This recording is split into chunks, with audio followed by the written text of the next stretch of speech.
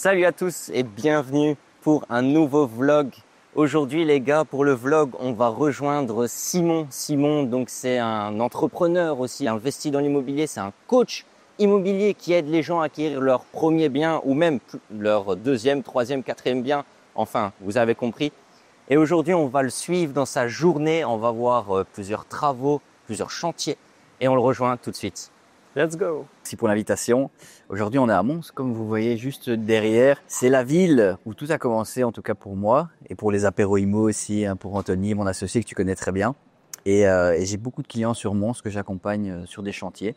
Et on est avec mon ami Quentin, que j'accompagne simplement sur son premier projet d'investissement immobilier. Et aujourd'hui, vous allez nous suivre un petit peu sur différents chantiers de mes clients. Et vous allez comprendre un petit peu ce qu'un coach en investissement immobilier peut vous aider à accomplir. Et on va montrer ça avec Quentin juste après. Mais comment trouver des biens rentables alors que de base on est débutant. C'est vraiment ça le gros du travail, en tout cas mon travail. Et coordonner aussi tous les corps de métier. T'es chaud Thomas? On va aller montrer tout ça. Bien sûr qu'on est chaud, on est très chaud aujourd'hui. Allez c'est parti, let's go. C'est parti. Bon les gars, on est juste devant le bâtiment. Regarde-moi ça. Franchement, une belle maison, je sais pas de quelle année, quel siècle, mais regarde-moi ce superbe balcon. Franchement, c'est un bâtiment, on aurait pu faire beaucoup de choses. On aurait pu faire un Airbnb, on aurait pu faire une maison close, non, je rigole. On aurait pu faire une coloc, une maison unifamiliale. On est parti sur une colocation sans déstructurer le bâtiment pour pouvoir un jour le louer soit en maison unifamiliale, soit le revendre comme une maison unifamiliale, soit le revendre comme une coloc. Bref, on a essayé d'aller vers un projet qui est rentable et on va vous montrer ça tout de suite les gars. Donc let's go. Hop, vas-y Quentin. C'est parti. Bon ici c'était un ancien magasin de pétards. Je te jure. C'est un ancien magasin, ça s'appelait Farce et Attrape. Et c'était un bâtiment qui était affiché à 110 000 € sur ImoWeb. Et alors, beaucoup de gens l'ont un peu négligé parce qu'on ne savait pas dire si c'était une maison de commerce ou une maison unifamiliale. Nous, on s'est renseigné. À la matrice cadastrale, c'était bien repris comme une maison unifamiliale. Et donc, on s'est projeté facilement dans le projet. Et on a commencé les négociations à combien, Quentin, encore? C'était fait qu'à partir de 110 000 €. Ouais. On avait envoyé une offre à combien? 97 500, je crois. Ouais, voilà. 97 500. Je pense que quelqu'un a fait 100 000. 100 000, une offre ferme. Ouais. Et nous, on a fait une offre ferme à 102 500 et c'était directement accepté. Voilà. On a fait 102 500 sur, je pense qu'on avait laissé un délai genre de 3 jours. Ouais. Parce que vraiment, le but, c'est de mettre des pressions. Et quand les gens vous disent, ouais, mais il faut faire une offre de minimum 7 jours, 14 jours, en fait, il ne faut pas les écouter. Vous faites ce que vous voulez. Mais surtout, il faut mettre la pression aux vendeurs. Il faut toujours faire des offres très courtes dans le temps pour déjà pas avoir cette pression d'aller dormir pendant une semaine en se disant est-ce que mon offre va être acceptée. Donc moi je déteste ça, toujours envoyer une offre le plus court délai possible et mettre le plus de pression possible, pas hésiter à négocier comme des fous. On aurait pu commencer à 90 000 € ici les offres, mais on sait bien qu'elle allait partir très très vite. Et d'ailleurs pour moi je l'ai budgétisé, en tout cas je l'ai expertisé à 120 000 € minimum ce bâtiment, donc 102 500 €, ouais. T'as gagné 17 500. Donc ça c'est bon. Bon, tu nous fais le tour? Ici, le rez-de-chaussée. Qu'est-ce qu'il va y avoir là? Ici, ça va être le petit coin cuisine qui sera aménagé totalement, quoi. Il y aura la vaisselle, frigo, micro-ondes. Exact. Voilà. Ici, il y a quand même déjà eu pas mal de taf. En fait, quand vous achetez un bâtiment, soit vous faites la démolition vous-même, soit vous déléguez. Ici, Quentin, il l'a fait lui-même parce que l'objectif, c'est aussi de valoriser ce qu'on peut faire soi-même. Et un bâtiment comme ça, si vous aviez payé une société, si tu avais payé une société de démolition, tu en aurais eu pour 5, 6, 17 000 balles, alors qu'ici, ça va coûter 0. Et donc, on voit ici qu'on va avoir la belle cuisine en angle. On va pas trop se prendre la tête. On va aller chez Brico Dépôt à Maubeuge. Ça va coûter 2000 balles. Merci, au revoir. Et derrière, on aura la cuisine. On aura la TV qui sera contre ce mur-là, ici, tu vois. Et juste là, derrière, on aura le canapé, petite table à manger ici quelque part. Ça, on verra un petit peu, je pense, dans le futur. Ouais. Le gros du travail, ça a été de trouver tous les corps de métier. Chose qui est faite. C'est, ouais. Ça, franchement, chapeau, Simon. Je m'attendais pas à ce résultat-là parce que, comme il dit dans ses vidéos, tout ça, la coordination, tout ça, franchement, je me suis lancé à ses côtés et, à part dire top. Je dis, non, mais je n'ai que ça à dire, quoi. Et le jour il vous apprend quelques petites, quelques petites astuces pour gagner du temps. Et ça s'avère vrai en fait. Donc voilà, pas dire que je suis satisfait, que c'est bien. Rien de à rajouter pour le moment. Voilà. Et t'as signé quand encore chez le notaire ici? Le 14 août, j'ai signé là, 14 août. Voilà. Et on est ici fin septembre. Tous les cours de métier sont déjà passés. Et, pour eux travailler, normalement, c'est bon, quoi. Et ici, vont commencer. Enfin, l'électricien, lui, a déjà commencé. Courant du mois octobre, les autres corps de métier vont suivre, quoi. Le plus dur, c'est de coordonner vraiment vos projets. Par exemple, ici, les châssis, tout a déjà été commandé. Ouais, L'électricien est déjà passé pour la première phase. On a un entrepreneur qui va faire tous les faux plafonds et refaire les sols, vous allez voir en haut. Mais en gros, le plus dur, c'est vraiment coordonner. Une fois que c'est fait, ça défile. Vous allez voir, ça fait un peu peur, mais franchement, dans les faits, ici, il n'y a plus grand-chose à faire. Un mur comme ça, en fait, on va mettre un accrocheur et on va simplement réenduire dessus. Ce qui fait qu'en fait, on ne se fait pas chier à devoir aller chercher la brique. Comme beaucoup de gens vous disent, ouais, il faut tout casser, il faut aller chercher la brique. Non, si le mur, il tient bien, honnêtement, vous mettez juste un accrocheur et vous mettez simplement un fixe finish dessus. Et le mur est nickel, prêt à peindre. Donc, ça évite de devoir dégager beaucoup de gravats et de gagner du temps, tout simplement. Attention, vous mettez les pieds quand même, parce qu'il y a peut-être bien un clou l'autre qui... Faut marcher sur les poutrelles. Ici, on a fait le choix de démonter les planchers. Pourquoi? Parce que c'était pas très droit. Et honnêtement, l'entrepreneur qui fait pas mal de parachèvement nous a mis un prix très correct pour redresser le sol avec des 4 15 et refaire un plancher en OSB par-dessus. Donc, c'était très rentable pour nous, d'un point de vue en tout cas facilité aussi. C'est mieux. Comme ça, le bâtiment, il aura vraiment une nouvelle jeunesse. Et aussi, le jour où on va vouloir revendre, on n'aura pas des planchers comme ça. Mais on aurait pu les conserver. Mais voilà, le budget n'était pas si explosif pour tout refaire. Donc, on refait tout.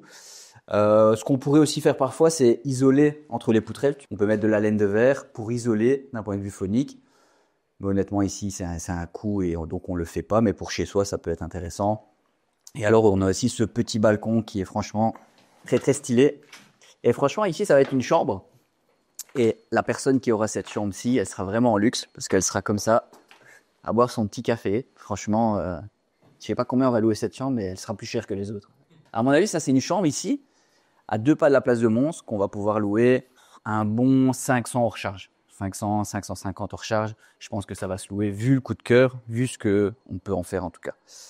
En plus, voilà, je viens d'avoir une idée. Non, je rigole. Ici, tous les châssis vont être changés. Et pour l'entièreté de la maison, au niveau des châssis, on en a pour combien? 11 500 €. Même pas un peu en dessous. Un peu en dessous. Et ça, c'est notre partenaire Go Menuiserie dans la région Borinage, Montoise, qui s'en occupe. Et franchement, des prix ultra attractifs. Et surtout, tu vas voir une qualité et un suivi qui est top. Qu'est-ce qu'on a ici, Quentin? Ah, la salle de bain. Hein. La salle de bain. Voilà. Ici, c'était pas compliqué. Le but, c'était de tout enlever. C'est ce que Quentin a fait. Si ça, on pourrait encore enlever. Donc, en fait, il y a encore il y avait un faux plafond, mais il y a encore un faux plafond en dessous. Le but, c'est d'aller le plus haut possible pour que lorsqu'on va mettre notre métastute, on ne soit pas contre le châssis. Donc, c'est pour ça que je lui ai dit d'enlever ce faux plafond. Parce que là, on ne pouvait pas refaire un faux plafond en dessous.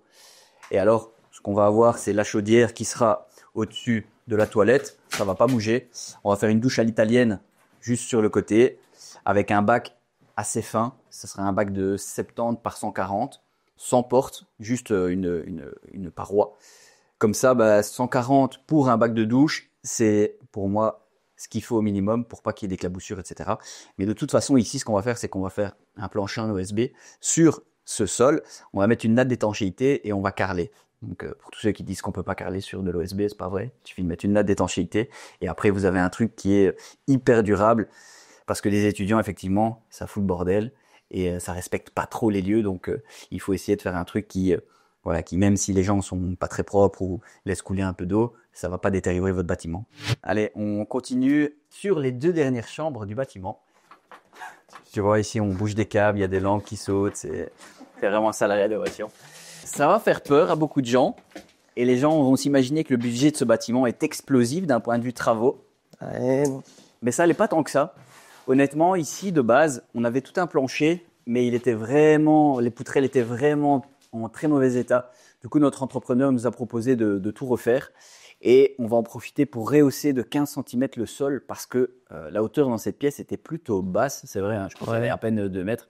Donc, on va rehausser ça. Et on aura la troisième chambre qui sera dans le grenier. Tu peux voir d'ailleurs la porte qui est derrière toi. Ah ouais, okay. Tu vois, tu as l'escalier qui monte jusqu'en haut.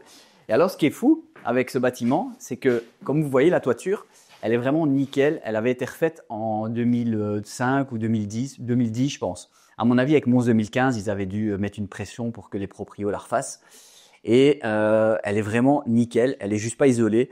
Mais ça, c'est notre entrepreneur qui va s'en charger. Donc ici, on aura la deuxième chambre, qui est une chambre très spacieuse. Elle fait quasi 20 mètres carrés.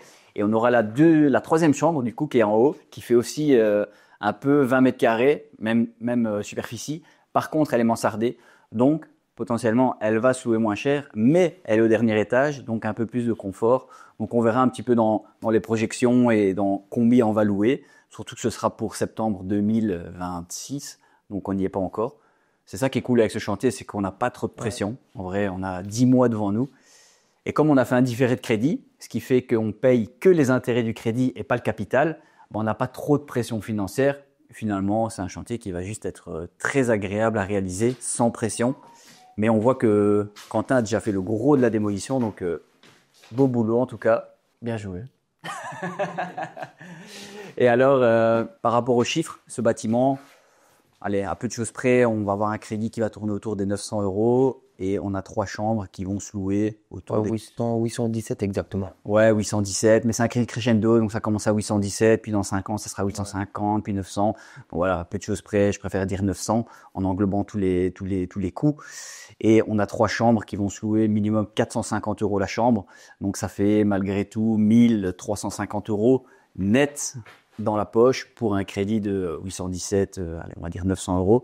Donc quand même 450 € de cash flow, ce qui est quand même exceptionnel pour un premier projet. Donc je ne sais pas ce que vous en pensez. Dites-nous dans les commentaires si vous validez le premier projet de Quentin. Et on se retrouve dans quelques mois pour la suite du projet. Et là, on part tout de suite sur un autre chantier, les amis. Allez les gars, là on est au Van der Valk. On enchaîne cette journée avec 1 heure de consultance pour des clients.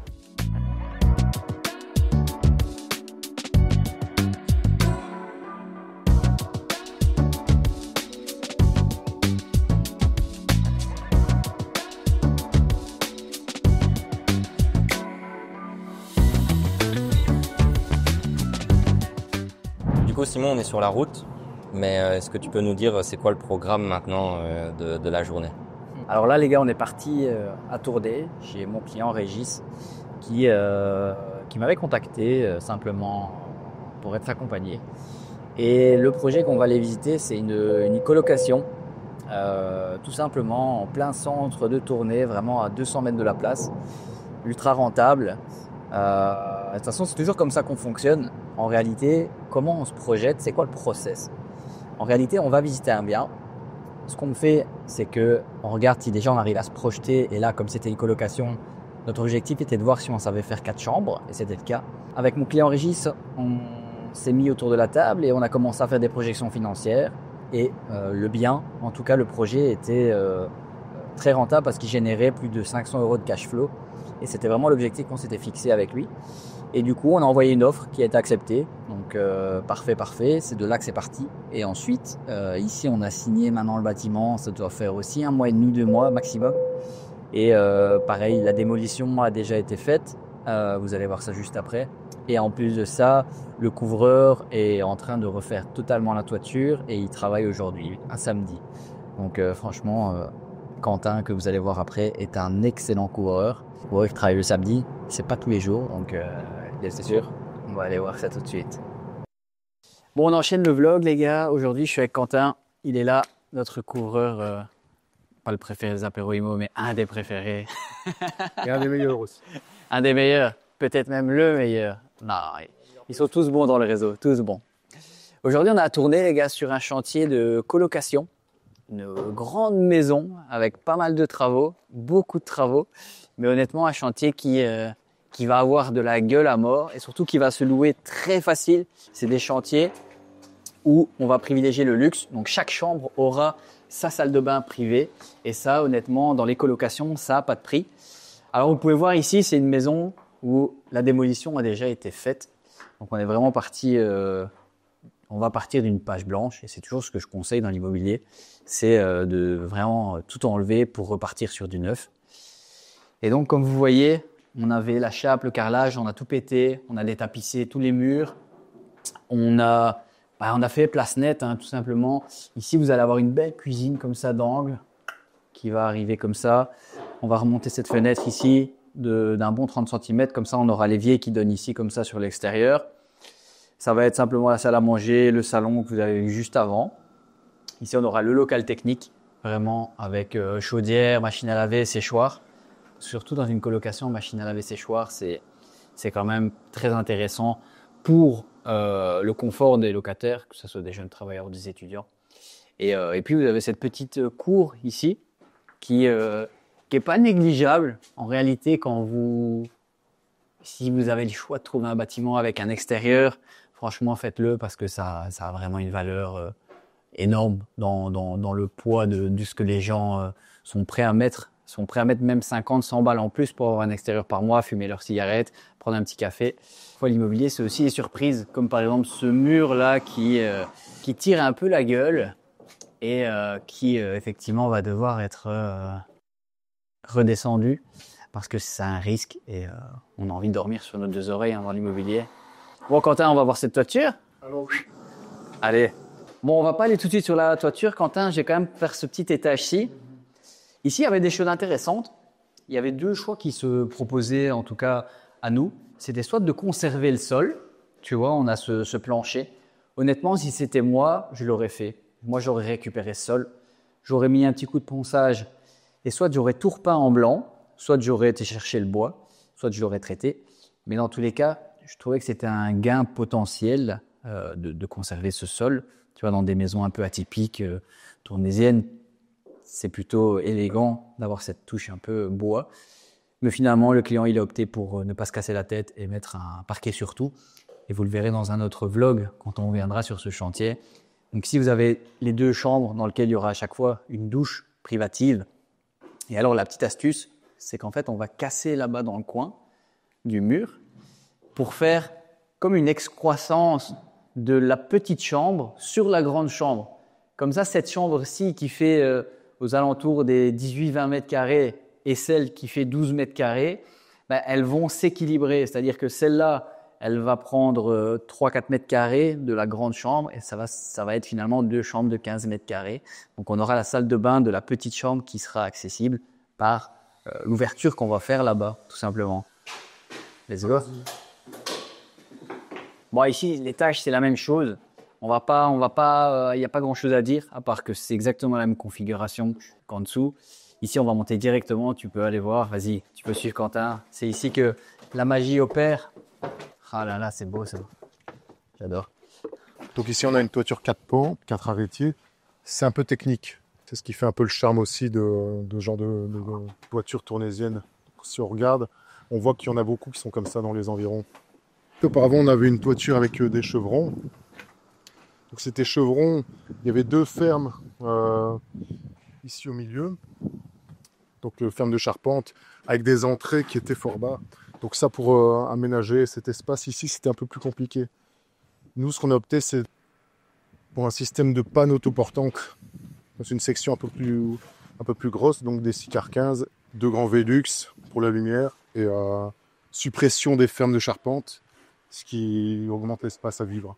Ah, c'est fou comme on est passé d'un endroit qui était assez un peu étouffant avec vraiment des bois qui passaient à hauteur de 1m80, 1m85. Heureusement, je suis pas un géant, mais avoir remonté ça, tu respires quoi. Ah, clairement. C'est vraiment classe. Puis on aura un beau Velux là en tout cas. On va mettre un Velux.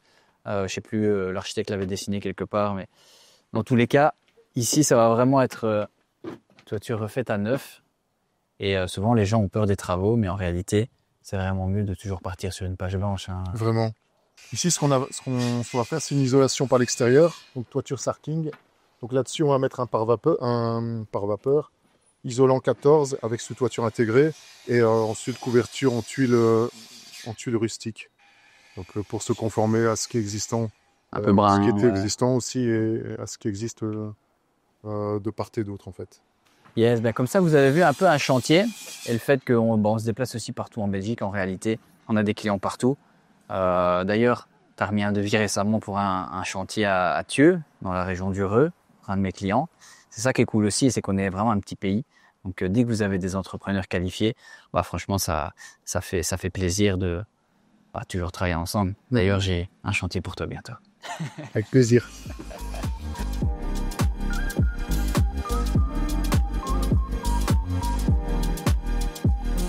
Encore sur la route, Simon, encore. Et ici, on va où du coup? Yes, on termine la journée par notre ami Antonio Athieu, un de mes clients, sur lequel vous allez voir, c'est un gros projet quand même. On a réussi à dégoter une maison avec un terrain qui faisait un peu office de jardin. J'ai tout de suite vu qu'il y avait un gros potentiel sur ce terrain parce que c'était en zone constructible.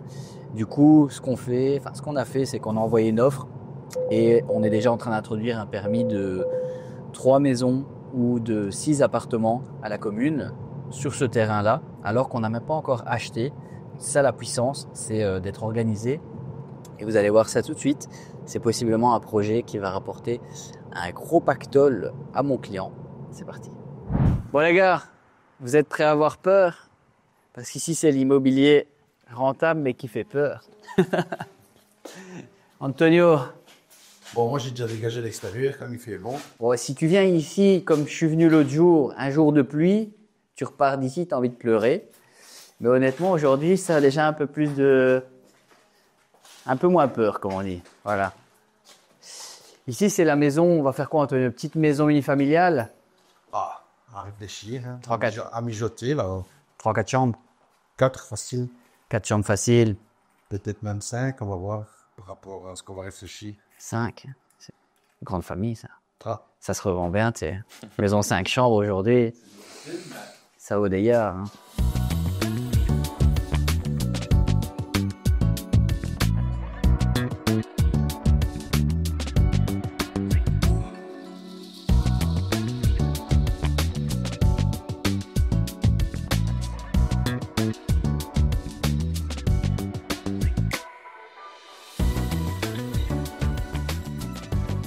Ouais, ici, les gars, c'est un vrai chantier. C'est vraiment, franchement, c'est pas des maisons aussi. J'en vois beaucoup, hein, des maisons en bordel, tu sais. Hein.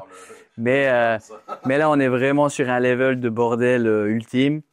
Et un gros travail de démolition. Heureusement, il faut faire avec nos forces. Et mon client ici sait avoir des grosses machines pour pas trop cher. Et on s'est arrangé avec le fermier. Donc là, quand le maïs sera coupé d'ici 1 ou 2 semaines, je pense, c'est ça? Ouais, 2 semaines. Eh ben, en fait, on va passer par l'extérieur avec les machines.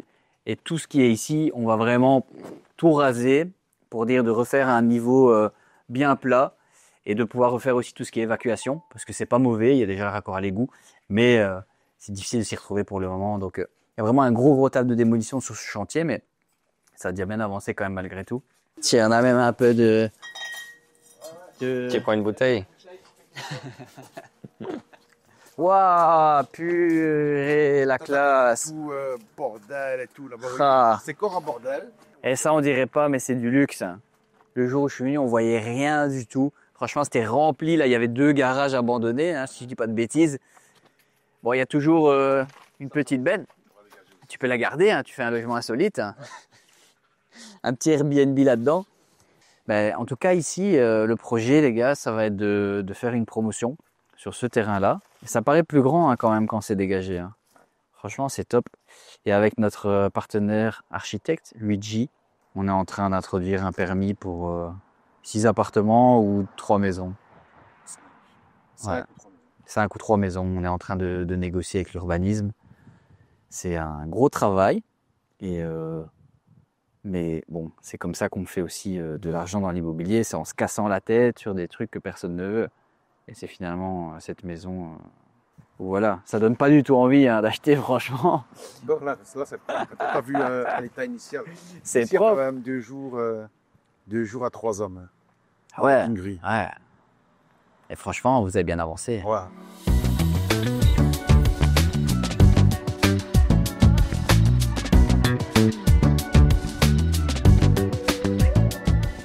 Des rituels. Ouais. Alors ici, il y avait des rituels sataniques. Vous pouvez retrouver cela dans le carton juste là, avec la peau de vache juste derrière. Parfois l'immobilier, ça fait flipper.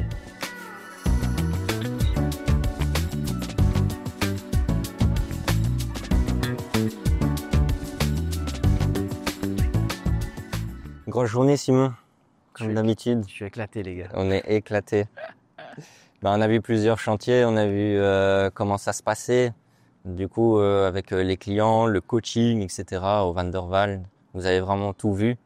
Comment s'est passée cette journée pour toi? Est-ce que Ah, écoute, c'est toujours agréable d'être accompagné, en tout cas par des jeunes entrepreneurs qui comprennent aussi la mentalité, qui savent poser des questions, tu vois. C'est ça aussi, pas être filmé par n'importe qui, tu vois. Avoir quelqu'un qui comprend et qui sait mettre en lumière aussi. Donc, même d'un point de vue, je vous conseille, enfin, je vous recommande en tout cas pour tous les entrepreneurs que je croiserai dans le futur. ça fait plaisir? Oui, ce vlog était vachement cool.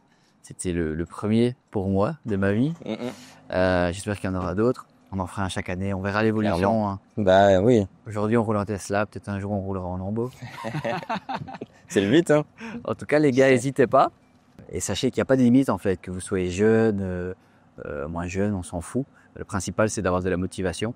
Et il ne faut pas croire qu'il faut toujours des milliers, des centaines de milliers d'euros pour investir dans l'immobilier. Encore la preuve, là, on était à tourner chez un client qui a sorti aucun euro de sa poche pour acheter un bien. Donc, comme quoi, les croyances limitantes, c'est comme l'entrepreneuriat, l'immobilier, c'est toujours que dans votre tête, en fait. Clairement. Salut les gars, pour le prochain vlog, à plus. Ciao, ciao.